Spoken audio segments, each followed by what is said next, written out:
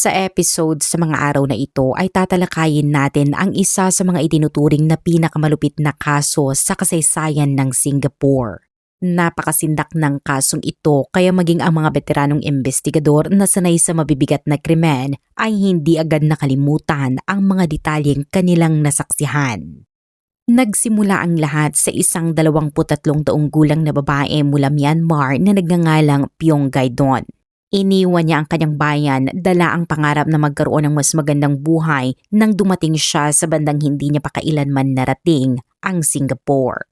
Naniniwala siya na sa pamamagitan ng sipag at tiyaga, mababago niya ang buhay ng kanyang pamilya at ang sarili niyang kinabukasan. Ngunit sa halip na maabot ang mga pangarap na iyon, mahigit 1 taon siyang dumanas ng hindi makataong pagtrato at matinding pagpapahirap na maihahalin tulad sa isang bangungot na tila walang katapusan. Kaya ano nga ba ang nangyari kay Piong Gaidon? Ipinanganak siya noong 13 ng Hunyo 1992 sa isang liblib na nayon sa Chin State, Myanmar.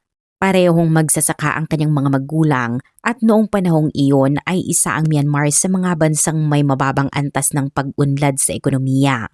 Ang Chin State naman ay kabilang sa pinakamahihirap na rehiyon sa bansa.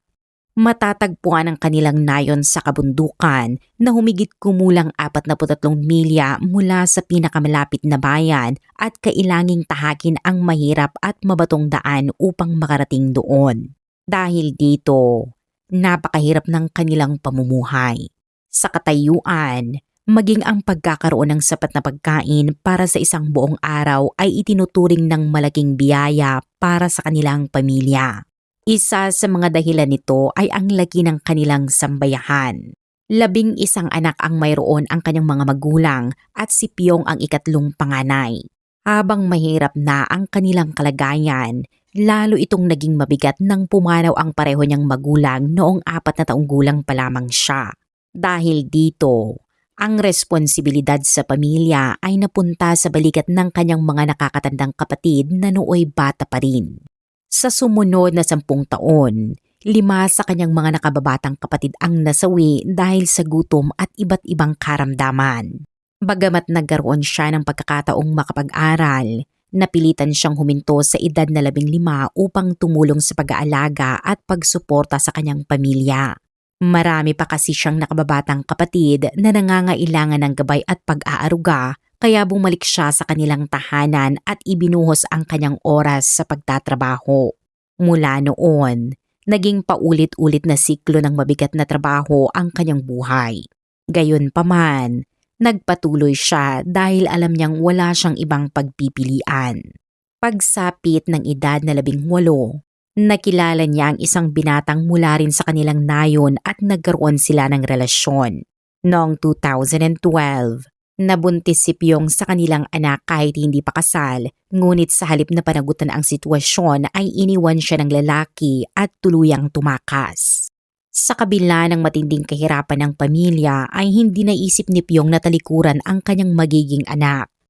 Kaya naman noong sumunod na taon, isinilang niya ang isang sanggol na lalaki at nagsimula ang kanyang buhay bilang isang solong ina.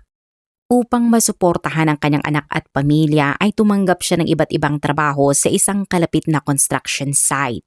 Mabigat ang kanyang ginagawa araw-araw dahil kailangan niyang magbuhat ng mga laryo at bato, samantalang napakaliit lamang ng kanyang kinikita. Gayunpaman, tiniis niya ito dahil wala siyang ibang mapagkukunan ng kabuhayan. Habang nagtatrabaho, nakarinig siya ng mga kwento tungkol sa mga oportunidad sa Singapore. Ayon sa mga narinig niya, ang buwanang sahod doon ay 3 hanggang 4 na beses na mas mataas kaysa sa kanyang kinikita sa Myanmar. Marami na ring kababaihang Myanmar ang nakapagtrabaho roon bilang mga domestic helper at dahil dito ay unti-unting nabuo ang pag-asa sa kanyang isipan. Sa kabila ng kanyang limitadong edukasyon at kawalan ng karanasan sa paglalakbay, nagpasiya siyang subukan ang pagkakataong iyon. Para sa kanya, hindi naman bago ang gawaing bahay dahil matagal na niya itong ginagawa para sa kanyang pamilya.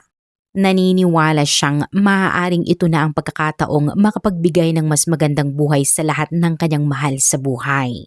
Plano ni Pyong na magtrabaho sa Singapore nang humigit kumulang 3 taon. Sa kanyang pagkakwenta, kung makapag-iipon siya sa loob ng panahong iyon, maaari siyang makabalik sa Myanmar, makabili ng lupa at makapagpatayo ng bagong bahay para sa kanyang pamilya. Matapos pag-usapan ito ng magkakapatid, nagpasya siyang iwan muna ang kanyang batang anak sa pangangalaga ng isa niyang kapatid habang siya ay nasa ibang bansa. Bagmat nag-aalala ang kanyang kapamilya, sinuportahan nila ang kanyang desisyon dahil nakita nila itong pagkakataon upang makaalpas sa kahirapan. Pagkatapos gawin ang mahalagang pasyang iyon, nagsimula na siyang maghanda para sa kanyang pag-alis patungong Singapore. Ngunit may naging problema. Ayon sa patakaran ng Singapore, kailangang hindi bababa sa 23 taong gulang ang isang dayuhang domestic worker. Sa panahong iyon ay hindi pa umaabot sa itinakdang edad si Pyong. Dahil dito ay nagbayad siya ng isang tao upang baguhin ang petsa ng kanyang kapanganakan at magmukhang 2 buwan siyang mas matanda kaysa sa kanyang tunay na edad. Nang makuha niya ang kanyang pasaporte ay tuluyan na siyang bumiyahe patungong Singapore noong Mayo ng 2015. Dala ang pag-asang mababago niya ang kanyang kinabukasan at matutulungan ang kanyang kapamilya. Pagdating niya sa Singapore, para siyang napunta sa isang ganap na naiibang mundo. Mas maunlad ang bansang ito kaysa sa kanyang pinanggalingan at halos lahat ng kanyang makita ay bago at nakakapukaw ng interes. Gayunpaman, bago siya makapagsimula ng trabaho, kinailangan muna niyang sumailalim sa masusing pagsasanay, kumpletuhin ang kinakailangang dokumento at rehistrasyon at tuparin ang lahat ng kondisyon ng employment agency. Matapos niyang malampasan ang mga prosesong ito, opisyal siyang naging domestic worker at hindi nagtagal ay natanggap siya ng isang pamilya bilang kanilang kasambahay. Ang kanyang magiging amo ay si Gayatri Muragayan, isang 35 taong gulang na may bahay. Mayroon itong 2 anak, isang 4 taong gulang na babae at isang sanggol na lalaki na ilang buwan pa lamang ang edad. Para sa maraming pamilya sa Singapore na may maliliit na anak, karaniwan at halos kinakailangan na ang pagkuha ng domestic worker upang makatulong sa pang-araw-araw na gawain. Ngunit may isang detalye na kapansin-pansin. Bago dumating si Pyong, 4 na domestic worker na ang nagtrabaho sa pamilya na ito at lahat sila ay umalis sa mga sitwasyong hindi malinaw at may mga problemang naiwan sa likod. Dahil dito, si Pyong ang naging ika-5 domestic worker ng pamilya. Nakatira ang pamilya Gayatri sa isang apartment sa 145 Bishan Street 11 sa gitnang bahagi ng Singapore. May 3 silid-tulugan ng unit na itinuturing ng maluwag para sa isang lungsod na siksikan ang populasyon. Subalit, bukod kina Gayatri at sa kanyang 2 anak, nakatira rin doon ang kanyang 37 taong gulang na asawa na si Kevin Chelvam, isang pulis at ang kanyang 57 taong gulang na ina na si Prema S. Narayana Sami. Bukod pa rito ay may 2 pang nangungupahan sa apartment. Kung isasama si Pyong Gaidon, umaabot sa 8 katao ang nakatira sa iisang unit.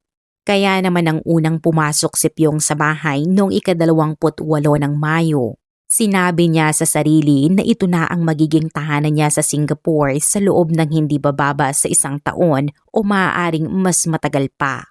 Bagamat mas masikip at mas matao ito kaysa sa kanyang inaasahan, nagpasiya siyang mag-adjust at masanay sa bagong kapaligiran. Ang kanyang pangunahing tungkulin ay alagaan ang 2 bata, linisin ang bahay, magluto at asikasuhin ang lahat ng gawaing bahay. Bagamat mabigat ang trabaho, hindi ito gaanong nakakatakot para kay Pyong dahil bata pa lamang siya ay sanay na siyang humarap sa mga pagsubok at mahihirap na gawain. Sa mga sumunod na araw, masigasig siyang nagtrabaho at sinikap na maisagawa ng maayos ang bawat responsibilidad. Umaasang makukuha niya ang tiwala at kasiyahan ng kanyang mga amo. Gayunpaman, mabilis na naglaho ang pag-asang iyon nang mapagtanto ni Pyong na malayo sa kanyang inaasahan ang kapaligiran sa kanyang trabaho. Napakahigpit ng kanyang amo na si Gayatri at napakataas ng mga pamantayang ipinapataw nito sa lahat ng bagay.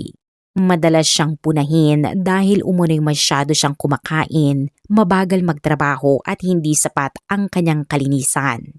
Bukod pa rito ay bihirang magpakita si Gayatri ng anumang kasiyahan o kahit simpleng ngiti man lamang. Dahil dito, unti-unting nawala ng loob si Pyong ngunit pinili niyang magtiis dahil ang kanyang pangunahing layunin ay kumita ng pera. Alam niyang hindi madaling kitain ang bawat sentimo ng kanyang sahod. Upang maiwasang magalit ang kanyang amo, lalo pa niyang pinagbuti ang kanyang trabaho at sinikap na huwag makagawa ng anumang pagkakamali na maaaring magdulot ng panibagong pagsita. Ngunit tila walang saysay ang lahat ng kanyang pagsisikap. Gaano man siya magsumikap, araw-araw pa rin siyang nakakaranas ng paninisi at panunumbat. Mas lalo pang lumala ang sitwasyon nang hindi lamang si Gayatri ang mahigpit na nagbabantay sa kanya. Maging ang ina nitong si Prema ay nagsimula ring tutukan ang bawat kilos ni Pyong. Sa una, pagsigaw at paninermon lamang ang kanilang ginagawa, ngunit habang lumilipas ang panahon ay lalong naging mabagsik ang kanilang pagtrato. Dumating sa puntong ipinagbawal nila kay Pyong ang paggamit ng kanyang telepono. Inalis din nila ang anumang pagkakataon para siya ay makapagpahinga, kabilang na ang isang araw na pahinga kada linggo na dapat sanay nakalaan para sa kanya. Sa gitna ng mahirap na kalagayang ito, napilitan si Pyong na tanggapin ang karagdagang oras ng trabaho. Bahagi nito ay dahil sa matinding pressure mula sa kanyang mga amo at bahagi rin ay dahil umaasa siyang makakadagdag ito sa kanyang kikitain. Paulit-ulit niyang pinatatag ang kanyang loob sa pag-iisip na kung magtitiis lamang siya at magpapatuloy sa pagtatrabaho, balang araw ay makakaipon din siya at makakauwi sa kanyang pamilya. Lumipas ang mga buwan hanggang sa dumating ang Oktubre. Sa kabila ng pagiging masunuri ni Pyong at pagsunod sa halos lahat ng hinihingi ng kanyang mga amo, wala pa ring pagbabago sa kanyang kalagayan. Hindi nagtagal, ang mga salita ng panlalait at paninisi ay nauwi na rin sa pisikal na pananakit. Madalas na siyang sinasaktan ngunit pinili pa rin niyang magtiis. Dahil sa kanyang mahirap na pagpapalaki at mga taon ng pagkikipagsapalaran sa buhay, nasanay siyang tanggapin ang pagdurusa bilang bahagi ng kanyang araw-araw na pagkikibaka para mabuhay. Subalit habang lalo siyang nagpapasakop, lalo namang naging malupit sina Gayatri at ng kanyang ina. Hindi lamang nila siya sinasampal, hinihila ang buhok, sinusuntok at sinisipa, kundi gumagamit din sila ng iba't ibang bagay upang siya ay saktan. Sa isang pagkakataon, idinikit pa umano nila ang mainit na plancha sa kanyang braso. Bukod sa pisikal na pananakit, maigpit din nilang kinontrol ang kanyang pang-araw-araw na buhay. 5 oras na lamang siyang pinapayagang matulog bawat gabi at hindi siya maaaring magpahinga sa maghapon. Ang mga natitirang pagkain at tinapay na binabad sa tubig lamang ang kadalasang ipinapakain sa kanya. Maging ang paggamit niya ng banyo ay mahigpit ding nilimitahan. Dahil sa walang tigil na pagmamaltrato ni Gayatri at Prema, lalong nanghina at pumayat si Pyong habang unti-unti ring naapektuhan ang kanyang kalagayang pangkaisipan. Sa isang medical check-up, napansin ng doktor ang maraming peklat at sugat sa kanyang katawan. Gayunpaman, ipinaliwanag ni Gayatri na madalas umanong nagmamadali si Pyong sa trabaho kaya ilang beses itong nadapa at ang mga marka sa kanyang katawan ay bunga lamang ng mga aksidenteng iyon. Samantala, ang asawa ni Gayatri na si Kevin ay nagsumbong din sa employment agency na marami umanong problema ang kanilang kasambahay. Ngunit nang imungkahi ng ahensya na palitan na lamang ito, siya ay tumanggi. Bukod pa rito, hindi rin nagsumbong si Pyong sa ahensya tungkol sa kanyang tunay na kalagayan. Dahil dito, walang naging agarang aksyon at tila pansamantalang natabunan ang usapin. Pagsapit ng 7:30 ng umaga noong ika-26 ng Hulyo taong 2016, 14 na buwan na ni Pyong sa pagtatrabaho sa pamilya. Nang araw na iyon, Nakita ni Gayatri si Pyong na nakahiga sa sahig at hindi bumabangon upang magtrabaho. Dahil sa galit, sinubukan nilang gisingin siya ng kanyang ina sa pamamagitan ng malakas na pagyugyog, ngunit walang anumang tugon. Sinubukan pa nila ang iba't ibang paraan upang siya ay magising, subalit nanatili siyang walang malay. Sa puntong iyon, nagsimula silang mabahala. Bandang 9:30 ng umaga, tumawag si Gayatri sa isang doktor na nagngangalang Kwon Wai Chi at sinabing may isang taong nasugatan sa kanilang bahay at nangangailangan ng agarang tulong. Ngunit ipinaalam ni Dr. Kwon na may iba pa siyang pasyenteng kasalukuyang inaasikaso kaya hindi siya agad makakapunta. Iminungkahi niyang tumawag na lamang sila ng ambulansya, ngunit tumanggi si Gayatri at iginiit na hintayin na lamang ang kanyang pagdating. Bandang 10:50 ng umaga nang sa wakas ay makarating si Dr. Kwon sa apartment. Matapos ang paunang pagsusuri, napag-alaman niyang wala ng anumang palatandaan ng buhay si Pyong at matagal na itong pumanaw.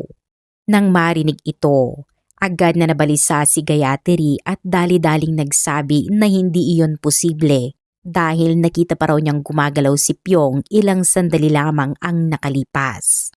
Ngunit nang makita ni Dr. Kwon ang labis na payat at nanghihinang katawan ng kasambahay, agad niyang naramdaman na may seryosong bagay na hindi tama. Iginiit niyang tumawag agad ng pulis si Gayatri at sinabing hindi siya aalis hanggat hindi dumarating ang mga otoridad.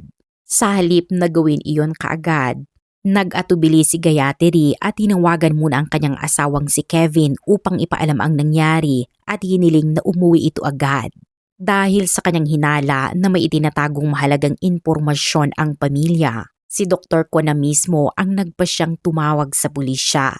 Bandang 11:26 ng umaga, nagsagawa ng pagsusuri ang mga forensic specialist. Doon nila natuklasan na ang 24 na taong gulang na si Pyong Gaidon ay tumitimbang lamang ng humigit kumulang 53 pounds. Sa ganitong kalagayan ng matinding kakulangan sa nutrisyon at napakababang timbang, mahirap nang isagawa maging ang mga karaniwang gawain sa araw-araw, lalo pa ang mabibigat na gawaing bahay na ipinapagawa sa kanya. Ayon sa medical records, nang dumating si Pyong sa sambayahan noong 18 ng Mayo 2015, tumitimbang siya ng 86 pounds. Sa loob lamang ng 14 na buwan, bumaba ang kanyang timbang ng halos 38%. Bukod dito, natagpuan sa kanyang katawan ang hindi bababa sa 31 bagong pinsala at 47 mas matatandang sugat. May mga marka rin ng paso mula sa plancha sa kanyang kanang braso habang ang kanyang leeg ay may maraming bakas ng pinsala. Natuklasan din ng mga eksperto na nabali ang kanyang hyoid bone, isang maliit na buto sa bahagi ng leeg. Matapos ang masusing pagsusuri, napagpasyahan na ang kanyang ikinamatay ay pagkakasakal na nagresulta mula sa matinding pinsalang natamo sa kanyang leeg. Batay sa lahat ng ebidensyang nakalap, naniniwala ang mga investigador na si Pyong Gaidon ay dumanas ng matagal at hindi makataong pagmamaltrato bago siya namatay. Dahil dito, itinuon ng pulisya ang kanilang investigasyon kina Gayatri at sa mga miyembro ng kanyang pamilya bilang pangunahing sospek sa kaso. Agad na inaresto ng pulisya sina Gayatri at ang kanyang ina. Sa mga sumunod na araw ay inaresto rin ang kanyang asawang si Kevin na isang pulis. Kinasuhan sina Gayatri Murugayan at ang kanyang ina ng murder. Bagamat may matibay na alibay si Kevin noong mismong oras ng insidente kaya hindi siya nasampahan ng parehong kaso, pinanagot pa rin siya dahil sa matagal na panahong pagmamaltrato na dinanas ni Pyong. Dahil dito, naharap siya sa mga kasong may kaugnayan sa matinding pananakit at bukod pa rito, agad ding sinuspende ang kanyang tungkulin bilang opisyal na pulisya. Dahil naganap ang krimen sa loob ng isang pribadong tahanan, walang direktang saksi sa mga pangyayari. Dagdag pa rito, mariing itinanggi ng mga sospek ang lahat ng paratang at iginit na hindi nila kailanman sinaktan ang kanilang kasambahay. Dahil dito, nahirapan ang mga investigador na makakuha ng sapat na ebidensya sa simula ng kaso. Gayunpaman, nang maisapubliko ang pangyayari ay nagdulot ito ng matinding reaksyon sa buong Singapore. Isang residente ang nakapanood ng balita at agad na nakipag-ugnayan sa pulisya upang ibigay ang isang napakahalagang ebidensya. Ang hard drive ng mga surveillance camera na nakakabit sa bahay ni Gayatri. Ang ebidensyang ito ang unti-unting naglantad sa totoong nangyari kay Pyong bago siya namatay. Lumabas sa investigasyon na si Kevin mismo ang nagpakabit ng ilang kamera sa loob ng bahay. Ang orihinal na layunin nito ay bantayan ang kanilang mga anak at ang kanilang kasambahay.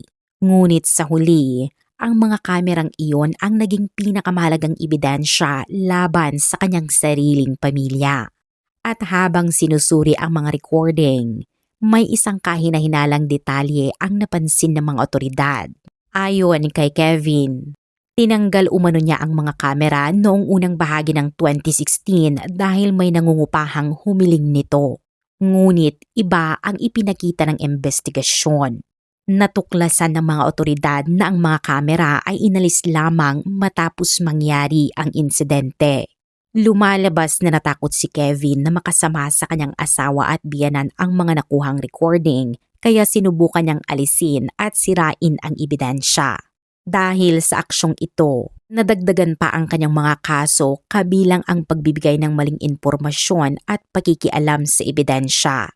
Nang repasuhin ng mga investigador ang mga nakuhang video, natuklasan nilang may mga recording mula ika-21 ng Hunyo 2016 hanggat ika-26 ng Hulyo 2016. Habang masusing pinapanood ang mga ito, nabigla maging ang mga veteranong investigador sa nakita nilang mga pangyayari. Noong gabi ng ika-21 ng Hunyo, kumuha si Gayatri ng isang bote ng malamig na tubig mula sa refrigerator at ibinuhos ito direkta sa ulo ni Pyong. Pagsapit ng 7:51 ng umaga ng ika-24 ng Hunyo, habang namamalansya si Pyong, biglang pumasok si Gayatri sa silid, sinaktan siya sa ulo at saka umalis. Ilang sandali lamang ang lumipas ay bumalik ito at idinikit ang mainit na plancha sa noo at sa kanang braso ni Pyong. Noong ika-13 ng Hulyo, bandang 4:30 ng hapon, naniwala si Gayatri na hindi maayos ang pagkakalinis ng kusina at ng sahig nito. Dahil dito, kinaladkad niya si Pyong papunta sa kusina. Pinagmumura at pinagsabihan ng mabigat, sinaktan sa mukha at pinarusahan ng suntok sa tiyan. Pagkatapos nito, tinutukan pa niya si Pyong ng kutsilyo sa ulo. Bandang 12:26 ng madaling araw noong ika-15 ng Hulyo, inutusan ni Gayatri si Pyong na lumapit sa bintana at doon ay tinalian siya gamit ang lubid.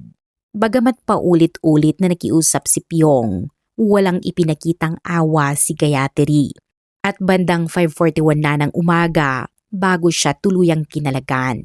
Ngunit ayon sa investigasyon, hindi iyon isang beses lamang nangyari.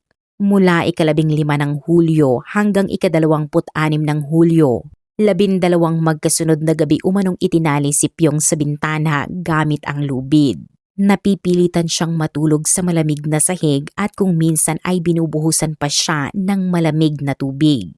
Batay sa mga recording sa loob ng 35 araw, hindi rin siya kailanman pinayagang kumain ng sapat. Kadalasan ay binibigyan lamang siya ng binabad na tinapay o kaunting tira-tirang malamig na pagkain at dahil dito ay lalo siyang pumayat at nanghina. Bukod sa kakulangan sa pagkain ay hindi rin siya pinapayagang maligo ng maayos at halos wala siyang pahinga dahil pinagtatrabaho siya araw-araw. Unti-unting bumagsak ang kanyang pisikal na kalagayan habang lumalala rin ang kanyang mental na kondisyon. Bandang 11:40 ng gabi noong ika-25 ng Hulyo, habang naglalabas si Pyong ay inakusahan siya ni Gayatri na mabagal magtrabaho at dahil dito, paulit-ulit umano siyang sinaktan sa leeg at marahas na hinila ang kanyang buhok. At sa tindi ng mga natamong pananakit, napaatras si Pyong hanggang sa may pintuan ng banyo ngunit hindi pa rin tumigil si Gayatri. Nagpatuloy umano siya sa pananakit sa ulo ni Pyong hanggang sa tuluyan itong bumagsak sa sahig at sa kabila ng kanyang pagsisikap ay hindi na muling nakatayo si Pyong. Gayunpaman, naniwala si Gayatri na nagpapanggap lamang itong nawala ng malay upang makaiwas sa trabaho. Dahil dito, tinawag niya ang kanyang ina at magkasama nilang binuhusan ng malamig na tubig mula sa hose ng banyo ang ulo ni Pyong. Pagkatapos nito, kinaladkad nila siya papunta sa isang silid, itinali ang kanyang mga kamay sa bintana, sinipa sa tiyan at pinilit na matulog sa sahig habang basa pa ang kanyang mga damit. Sa puntong iyon, napakahina na ni Pyong. Ayon sa mga ulat, nagawa pa niyang magsalita at humiling ng pagkain. Sinabi niyang labis na siyang nagugutom at nakikiusap na mabigyan man lamang ng makakain, ngunit hindi pinansin ni Gayatri at ng kanyang ina ang kanyang pakiusap. Pagsapit ng 12:11 ng madaling araw noong ika-26 ng Hulyo, muling nilapitan ni Gayatri si Pyong at sinipa ng malakas sa tiyan habang pinapaalalahanan itong huwag matulog ng labis. Bandang 4:57 ng umaga, muli siyang bumangon upang tingnan si Pyong. Nang hindi niya ito magising, nagalit umano siya. Ayon sa investigasyon ay muli niyang sinaktan si Pyong at paulit-ulit na inapakan ang bahagi ng kanyang ulo at leeg. Marahas din niyang hinila patras ang buhok nito at nagdulot ng karagdagang pinsala sa kanyang leeg. Batay sa pagsusuri ng mga forensic expert, pinaniniwalaang sa huling insidenteng ito na bali ang hyoid boy ni Pyong. Ayon sa kanilang konklusyon, dito rin naganap ang nakamamatay na pinsala na kalaunay naging sanhi ng kanyang pagkamatay dahil sa pagkawala ng sapat na hangin sa katawan matapos ang matinding trauma sa leeg. Sa puntong ito ng investigasyon, malinaw na sa mga otoridad na si Pyong Gaidon ay hindi lamang biktima ng isang hiwalay na insidente, kundi ng matagal at sistematikong pagmamaltrato na umabot ng maraming buwan bago tuluyang nauwi sa kanyang pagkamatay. Matapos ang huling pananakit na iyon, hindi na muling tumugon si Pyong. Noon lamang nagsimulang mapagtanto ni Gayatri at ng kanyang ina na may seryosong nangyari, ngunit sa halip na agad humingi ng tulong o subukang iligtas siya, ipinagpatuloy pa rin nila ang pagbuhos ng malamig na tubig sa kanyang katawan. Nang hindi pa rin siya magpakita ng anumang reaksyon, bumalik na lamang sila sa kanilang silid at natulog. Kinabukasan ng umaga ay nakita rin ni Kevin si Pyong na nakahandusay sa sahig, ngunit marahil dahil nasanay na siya sa ganitong mga eksena sa kanilang bahay, halos hindi niya ito pinansin at umalis na rin papasok sa trabaho. Matapos masusing suriin ang lahat ng surveillance footage, nakabuo ang pulisya ng kabuang 150 na kaso laban kay Gayatri. Karamihan sa mga kasong ito ay may kaugnayan sa pananakit at pagdudulot ng mga pinsala sa katawan. Gayunpaman, nagpasya ang prosekusyon na ituloy lamang ang 28 na kaso, habang ang natitirang 87 ay isa sa alang-alang sa oras ng paghatol. Sa unang tingin, tila malinaw ang lahat ng ebidensya at inaasahang magiging mabilis lamang ang paglilitis. Marami ang naniniwalang panahon na lamang ang hihintayin bago magkaroon ng hatol. Ngunit taliwas sa inaasahan, naging masalimuot at napakahaba ng proseso ng paglilitis. Habang hinihintay ang paglilitis, iginiit ni Gayatri at ng kanyang ina na mayroon silang mga kondisyon sa kalusugang pangkaisipan. Dahil dito, sumailalim sila sa masusing psychiatric evaluation na tumagal ng 4 na taon at natapos noong Abril 2020. Sa pagsusuri ng mga eksperto, napag-alamang may mental disorder nga si Gayatri, kabilang ang Obsessive-Compulsive Personality Disorder o OCPD at postpartum depression. Ayon sa psychiatrist, maaaring nakaambag nga ang mga kondisyong ito sa kanyang pag-uugali at sa mga pangyayaring humantong sa pagkamatay ni Pyong Gaidon. Dahil sa findings na ito, ibinaba ang kaso laban kay Gayatri mula murder patungong manslaughter. Dahil dito, Hindi na siya naharap sa pinakamabigat na parusa at ang pinakamataas na maaari niyang kaharapin ay habang buhay na pagkakakulong. Noong ika-23 ng Pebrero 2021, opisyal na nagsimula ang paglilitis kay Gayatri sa Korte Suprema ng Singapore. Dahil sa bigat ng mga ebidensya laban sa kanya at malinaw na mahirap na itong itanggi. Umamin siya sa isang bilang ng manslaughter at 27 na iba pang kasong may kaugnayan sa pagmamaltrato. Sa panig ng depensa, iginiit ng kanyang abogado na may iniindang mga problema sa kalusugan si Gayatri at lalo pa umanong lumala ang kanyang kondisyon matapos siyang makunan noong Pebrero 2016. Kaya hiniling nila sa hukuman na magpataw na lamang ng 14 na taong pagkakakulong. Ngunit mariing tinutulan ito ng prosekusyon na nagsabing ang ginawa ni Gayatri ay lampas na sa anumang katanggap-tanggap na pag-uugali at malinaw na alam niya ang kanyang mga kilos at ang magiging epekto nito. Dahil dito, iginiit ng prosekusyon ang pinakamabigat na parusa na habang buhay na pagkakakulong. Una sanang nakatakdang ilabas ang desisyon ng korte noong ika-29 ng Abril. Ngunit bago pa ito mangyari ay gumawa ng panibagong hakbang si Gayatri. Pinalitan niya ang kanyang abogado at muling nakipag-ugnayan sa prosekusyon sa pag-asang babaan pa ang antas ng kanyang kaso at posibleng mabawasan ang magiging sentensya. Noong ika-22 ng Hunyo, muling ipinagpatuloy ang paglilitis kung saan hiniling ng kanyang bagong abogado na hatulan siya ng 8 hanggang 9 na taong pagkakakulong lamang. Iginiit din ito na ang mga nangyari sa loob ng bahay ay nakaapekto sa kanyang mental na kalagayan at binanggit pa na ang 4 na naunang domestic worker ng pamilya ay hindi umano nakaranas ng kaparehong pagtrato. Samantala, nanindigan ang prosekusyon sa kanilang kahilingan para sa pinakamabigat na parusa.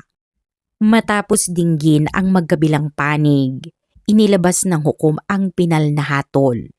Si Gayatri Murugayan ay sinintensyahan ng 30 taong pagkakabilanggo at ipinaliwanag ng hukuman na ang kaso ay lubhang mabigat at hindi maaaring bigyan ng magaan na parusa, bagamat isinaalang-alang din ang kanyang kondisyon sa kalusugang pangkaisipan at kung wala ito ay posibleng habang buhay ng pagkakakulong ang naging hatol.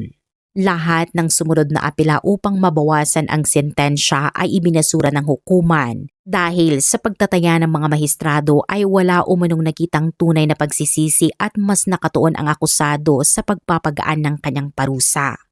Samantala, si Prema S. Narayanasamy ay naharap sa kabuang 50 kaso at kalaunan ay natuklasan ding siya ay may bipolar disorder.